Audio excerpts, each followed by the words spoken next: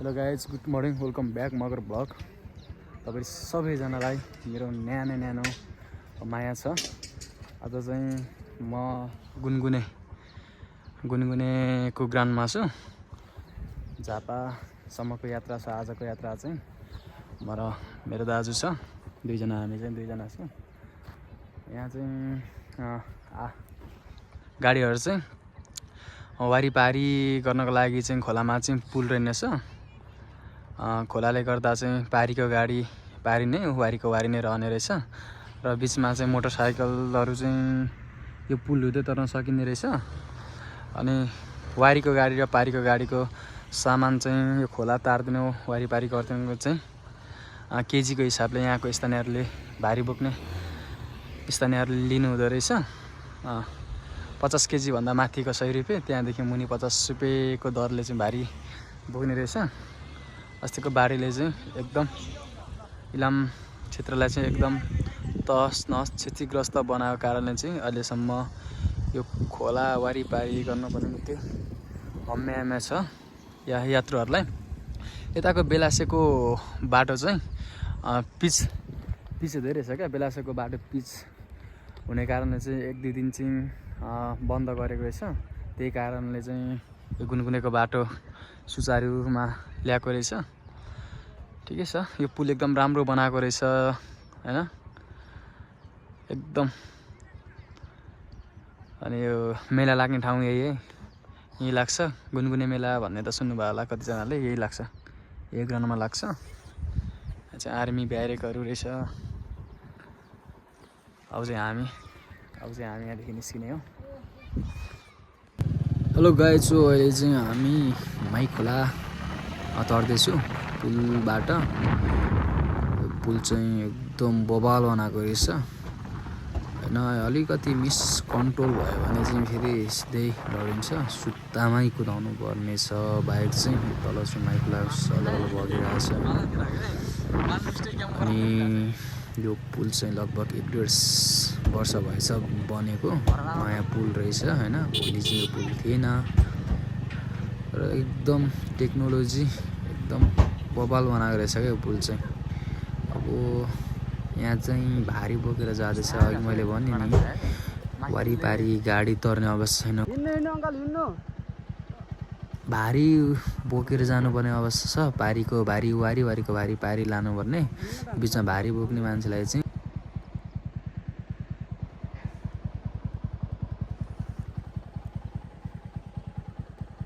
हामी एकछिन रोकिनु पर्यो भारीले गर्दा। हामी बाजेलाई जान दिन्छु, त्यसपछि मात्रै हामी जान्छु होइन। एकदम राम्रो छ, हेर्नु न। गुनगुने मेला पनि लाग्ने हो, एकदम बबाल लाग्छ मेला नि। सर बाजे चाहिँ तैरिसक्नुभयो भारी बोकेर होइन साथी हो। ठक्क हेर्नु न, यस्तो रहेछ। खोइ यो के गरौँ हो, पत्ता लगाउन सकिनँ। यस्तो सुनसान, यस्तो रमाइलो ठाउँ रहेछ भित्र। हेर्नु त, आम्मा कस्तो मान्छे जस्तो रङ काटको रहेछ। कस्तो दामी तरिकाले रोपेको ठाउँमा छिर्यो। ल्याउँदा डर लाग्ने खालको ठाउँ रहेछ। यो चाहिँ रङ काठको बगान रहेछ। रबरहरू बन्ने सबै यहीँदेखि यसलाई चाहिँ यसरी खोपेर अन्डा बुटुको जस्तो राख्दिने रहेछ। भरेपछि चाहिँ सबैमा भरेको देख्न सकिन्छ। झर्दै चाहिँ तप भरिसकेपछि चाहिँ एक ठाउँमा सङ्कलन गरेर लाने रहेछ। जति पनि र मेटेरियल रबरहरू बन्ने छ यही रुखदेखि बन्ने रहेछ है। यसरी खेती गर्दो रहेछ रङ काठको चाहिँ। अहिलेसम्म हामी अपरोडमा कुद्दै थियो, अझै बिच छ है। बाटो पनि एकदम सहज, कालो पत्र भेटाएको छ।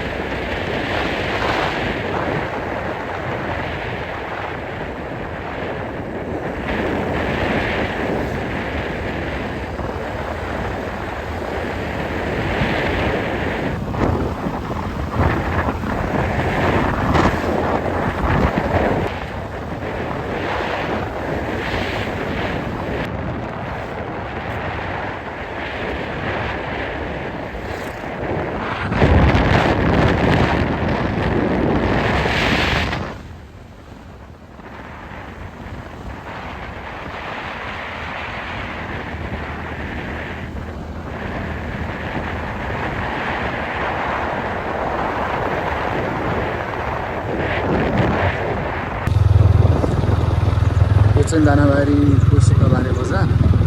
पछिल्लो समयमा यो बजार चाहिँ एकदम व्यापारी विक्रेता र क्रेताहरूको चाहिँ एकदम अस्तव्यस्त रहने बजार। यहाँ चाहिँ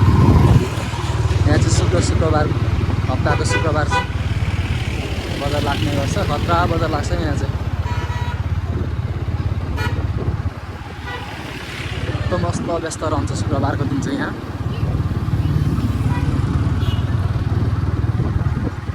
एकदम डेभलप भइसकेको शुक्रबारको दिन।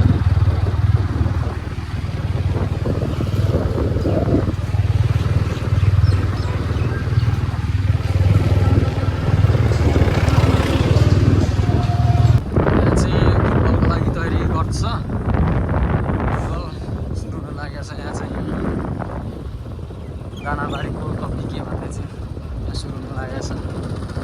एकदम ग्राउन्डलाई गोल भइसकेपछि चाहिँ मौसम लाग्ने रहेछ। हामीले त्यो जानकारी पाएँ। अझै हामीले साथी हो, हामी चाहिँ बिर्तामोडमा आइपुगेको छ। यो चाहिँ बिर्तामोडको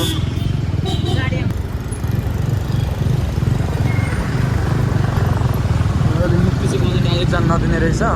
यस्तो पहिले त यो चोकदेखि नै घुम्न पाउँथ्यो, अझै नपाउने रहेछ।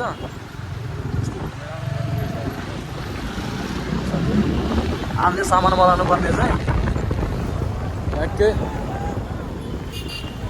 साथी मिठो गरिकन यो चाहिँ हामीले चाहिँ सामान बनाउनु पर्ने ठाउँ भद्रपुर रोड हो।